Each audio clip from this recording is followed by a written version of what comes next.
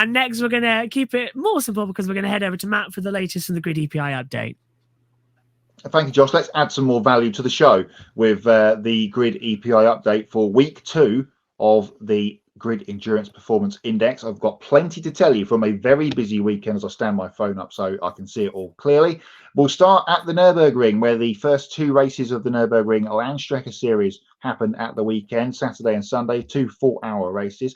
On Saturday, Nico Menzel and Joel Eriksson, sorry, too many Joshes in the room tonight. Joel Eriksson getting the victory overall. The Pro-Am race was won by Dennis Vetzer, Hubert Haupt and Ralph Aron. They also backed that up by winning the Sunday Pro-Am race.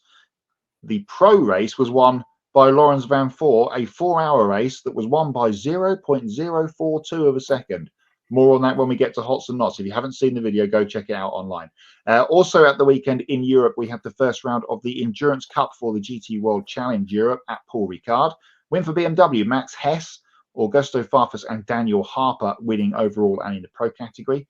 In gold, it was Paul Evard, Jill Magnus and Jim Pla. Silver Cup was won by Colin Cressani, Dan Pidge and Tarnat, I will butcher his name and I apologise, Sarnif Turakal. And in the Bronze Cup, Nicolo Rossi, Nicolo Shiro and Davide Fuminelli were the winners.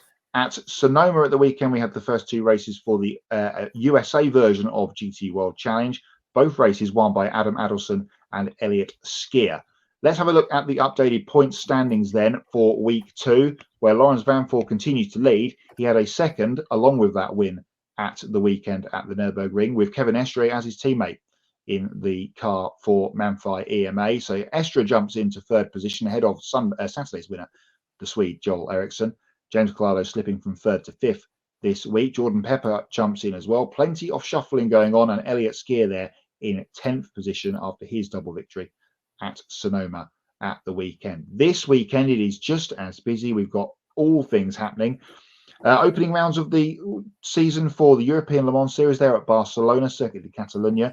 Super GT gets underway at Okayama, the former TT Aida circuit for Formula One fans of the 90s. The GT World Challenge Australia gets underway at Phillip Island with 2 races, and we've got 2 more races on the Nordschleife this weekend with the Nürburgring 24 qualifying races. So there'll be plenty of shuffling in terms of points in the top 10, which you can see on screen. And there is the top 50 as if by magic. So that is how we stand through week 2. We are 17 races down of 151 that score for the GRID Endurance Performance Index in 2024. Much more shuffling of points to go, and at this early stage when the averages do take a hit when people have either a win or a non-score, there is plenty of things that can happen, and as I said, plenty of races coming up this weekend.